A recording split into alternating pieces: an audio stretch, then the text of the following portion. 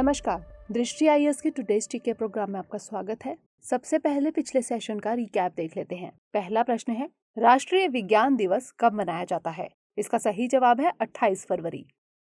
अगला प्रश्न है, मैरीटाइम इंडिया समिट 2021 का आयोजन किस मंत्रालय द्वारा किया जा रहा है? इसका सही जवाब है पत्तन पोत परिवहन और जलमार्ग मंत्रालय।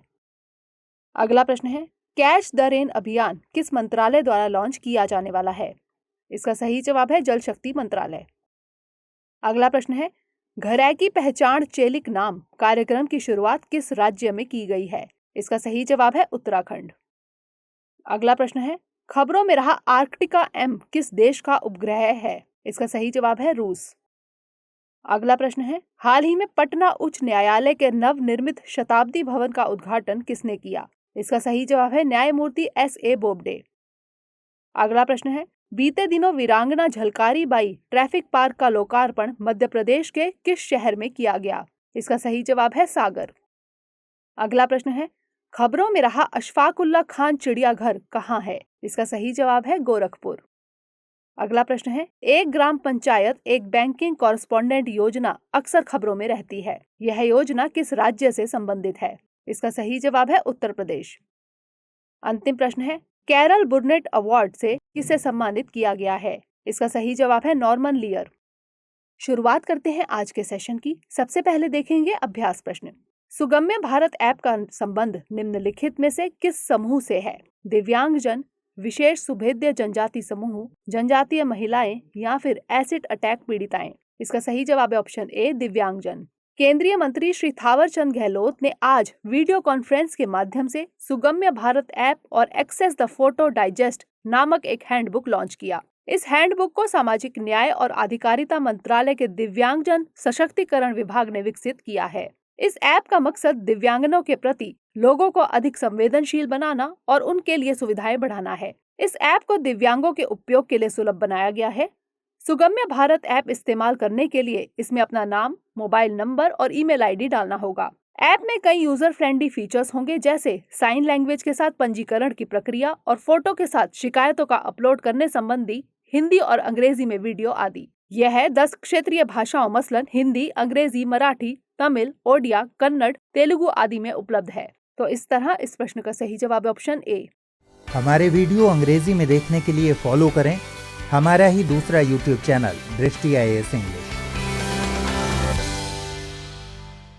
शुरुआत करते हैं आज के सेशन की। आज के सेशन का पहला प्रश्न है, खबरों में रहे निकोलस सरकोजी किस देश के पूर्व राष्ट्रपति थे?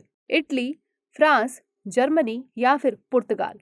इसका सही जवाब है ऑप्शन बी फ्रांस। हाल ही में फ्रांस में एक कोर्ट ने देश के पूर्व राष्ट्रपति निकोलस सरकोजी को कुछ वर्षों की सजा सुनाई है। भ्रष्टाचार के आरोप में निकोलस सरकोजी को यह सजा सुनाई गई है। निकोलस ने 2014 में एक लीगल एक्शन के बारे में सीनियर मजिस्ट्रेट से गैर कानूनी रूप से सूचना प्राप्त करने की कोशिश की थी, जिसमें वह खुद शामिल थे। 66 वर्षीय निकोलस 2007 से 2012 तक फ्रांस के राष्ट्रपति रहे थे। तो इस तरह इस प्रश्न का सही जवाब है ऑप्शन बी। अगला प्रश्न है, अक्सर 10,000 किसान उत्पादक संगठन यानी FPO के गठन एवं संवर्धन योजना खबरों में रहती है। बताइए यह योजना किस प्रकार की है? केंद्रीय क्षेत्रक योजना, केंद्र प्रायोजित स्कीम, बिहार कृषि विभाग की स्कीम या फिर कर्नाटक कृषि विभाग की स्कीम? इसका सही जवाब है ऑप्शन ए केंद्रीय क्षेत्रक योजना। कृषि एवं किसान कल्याण मंत्रालय ने 10,000 किसान उत्पादक संगठन के गठन एवं संवर्धन योजना की प्रथम वर्षगांठ पर कार्यक्रम का आयोजन किया। यह एक केंद्रीय क्षेत्रक योजना है। इस योजना की शुरुआत प्रधानमंत्री श्री नरेंद्र मोदी ने पिछले साल 29 फरवरी को उत्तर प्रदेश के चित्रकूट में की थी। 6,865 करोड़ रुपए के बजटीय प्रावधान के साथ इस स्कीम की औपचारिक शुरुआत की गई थी। किसानों की आय में वृद्धि करने के मकसद से इस योजना की शुरुआत की गई थी। छोटे किसानों को किसान उत्पादक संगठनों से जोड़कर उनकी आर्थिक क्षमता एवं बाजार संपर्क को बढ़ाया जाएगा। किसान उत्पादन संगठन एक प्रकार का उत्पादक संगठन है जिसमें सदस्य किसान होते हैं। तो इस तरह इस प्रश्न का सही जवाब है ऑप्शन ए। अगला प्रश्न है, जन औषधि दिवस 2021 की थीम क्या है? औषधि में भारत बनेगा आत्मनिर्भर, सेवा भी इलाज भी, सेवा भी रोजगार भी या फिर इलाज भी रोजगार भी? इसका सही जवाब है ऑप्शन सी सेवा भी रोजगार भी। देश में जन औषधि दिवस समारोह 2021 मनाया जा रहा है।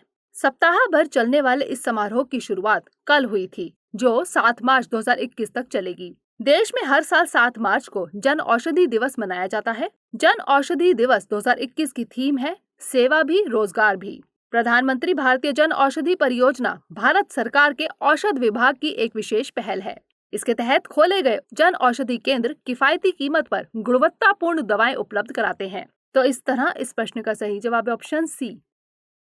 अगला प्रश्न है, खबरों में रहा भारतीय भूमि पत्तन प्राधिकरण किस मंत्रालय के अंतर्गत आता है? वाणिज्य एवं उद्योग मंत्रालय, रक्षा मंत्रालय, पत्तन पोत परिवहन और जलमार्ग मंत्रालय या फिर गृह मंत्रालय? इसका सही जवाब है ऑप्शन डी, गृह मंत्रालय। भारतीय भूमि पत्तन प्राधिकरण ने 1 मार्च को अपना 9वां स्थापना दिवस मनाया। इसकी स्थापना 2012 में की गई थी। यह एक सांविधिक निकाय है। इसकी स्थापना land ports authority of India act 2010 के तहत की गई है। इसका मुख्य कार्य भारत की जमीनी सीमाओं पर बुनियादी ढांचागत निर्माण करना है। यह गृह मंत्रालय के अंतर्गत आता है। तो इस तरह इस प्रश्न का सही जवाब है ऑप्शन डी। अगला प्रश्न है, हाल ही में स्वच्छ सर्वेक्षण 2021 का फील्ड असेसमेंट किस मंत्रालय द्वारा शुरू किया गया? आवास एवं शहरी कार्य मंत्रालय, स्वास्थ्य एवं परिवार कल्याण मंत्रालय, जल शक्ति मंत्रालय या फिर पंचायती राज मंत्रालय? इसका सही जवाब है ऑप्शन ए, आवास एवं शहरी कार्य मंत्रालय। आवास और शहरी कार्य मंत्रालय द्वारा स्वच्छ सर्वेक्षण 2021 का फील्ड असेसमेंट यानी क्षेत्र में जाकर मूल्यांकन करना शुरू किया गया। यह सर्वेक्षण हर साल होता है। स्वच्छ सर्वेक्षण 2021 स्वच्छता सर्वेक्षण का 6वां संस्करण है। पहली बार आवास और शहरी कार्य मंत्रालय द्वारा वर्ष 2016 में इस सर्वेक्षण की शुरुआत की गई थी। इस सर्वेक्षण का मकसद बड़े पैमाने पर नागरिक भागीदारी को प्रोत्साहित कर शहरी स्वच्छता की स्थिति में सुधार लाना है। यह सर्वेक्षण शहरों के बीच शहरी सफाई को लेकर प्रतिस्पर्धा को भी बढ़ावा देता है। तो इस तरह इस प्रश्न का सही जवाब ऑप्शन ए। अगला प्रश्न है, विश्व स्वास्थ्य संगठन की हालिया रिपोर्ट के मुताबिक 2050 तक विश्व में कितने लोगों में से एक व्यक्ति सुनने की समस्या यानी हियरिंग प्रॉब्लम से ग्रसित हो सकता है? 3, 4, 5 या फिर 7? इसका सही जवाब ऑप्शन बी, 4। विश्व स्वास्थ्य संगठन ने अपनी एक हालिया रिपोर्ट में हियरिंग प्रॉब्लम को लेकर दुनिया को चेताया है। WHO ने कहा है कि 2050 तक विश्व के हर 4 लोगों में से एक व्यक्ति इसका शिकार हो सकता है। वर्तमान में हर 5 व्यक्ति में से एक को हियरिंग प्रॉब्लम है। WHO ने इसकी रोकथाम एवं इलाज के लिए निवेश की जरूरत बताई है। WHO ने इससे निपटने के लिए कुछ उपायों को बताया है, जिसमें हर साल प्रति व्यक्ति मात्र $1.33 खर्च आएगा। तो इस तरह इस प्रश्न का सही जवाब है ऑप्शन बी। अगला प्रश्न है, हाल ही में किस राज्य में कौशल्या मातृत्व योजना की घोषणा की गई? बिहार, उत्तर प्रदेश, छत्तीसगढ़ या फिर ओडिशा? इसका सही जवाब है ऑप्शन सी, छत्तीसगढ़। हाल ही में छत्तीसगढ़ सरकार ने वित्त वर्ष 2021-22 के लिए 97,106 करोड़ रुपए का बजट पेश किया। इस बजट में किसानों एवं आर्थिक रूप से कमजोर सेक्शन पर फोकस किया गया है। इस बजट में दूसरी बेटी के जन्म पर माताओं को प्रोत्साहन देने के लिए कौशल्या मातृत्व योजना की घोषणा की गई है। बजट का 38% सोशल सेक्टर को, 39% इकोनॉमिक सेक्टर को एवं 23% जनरल सर्विसेज को आवंटित किया गया है। गोधन न्याय योजना के लिए 175 करोड़ रुपए का आवंटन किया गया है। इस योजना के तहत पशुपालकों से गोबर खरीदकर उसे ऑर्गेनिक वर्मी कंपोस्ट में बदला जाता है। राजीव गांधी किसान न्याय योजना के लिए 5,760 करोड़ रुपए का आवंटन किया गया है। इस योजना के तहत किसानों को प्रत्यक्ष नकद हस्तांतरण किया जाता है। तो इस तरह इस प्रश्न का सही जवाब है ऑप्शन सी। अगला प्रश्न है, जयपुर में स्पेशल हैंडलूम एक्सपो 2021 का आयोजन किसके द्वारा किया जा रहा है? सामाजिक विकास विभाग, शहरी विकास एवं आवास विभाग, राजस्थान सामग्रह कल्याण संस्थान या फिर उद्योग प्रोत्साहन संस्थान? इसका सही जवाब है ऑप्शन डी, उद्योग प्रोत्साहन संस्थान। जयपुर के राजस्थान हाट में 15 दिवसीय स्पेशल हैंडलूम एक्सपो 2021 का आयोजन चल रहा है। इसी एक्सपो में राजस्थानी अजरक, कॉटन, सिल्क और मुगल प्रिंट के डिजाइनदार कुर्ते आदि बिक्री के लिए डिस्प्ले किए जा रहे हैं। इसका आयोजन उद्यम प्रोत्साहन संस्थान द्वारा किया जा रहा है। गौरतलब है कि उद्यम प्रोत्साहन संस्थान राजस्थान सरकार के उद्योग विभाग के अंतर्गत आता है। तो इस तरह इस प्रश्न का सही जवाब है ऑप्शन डी।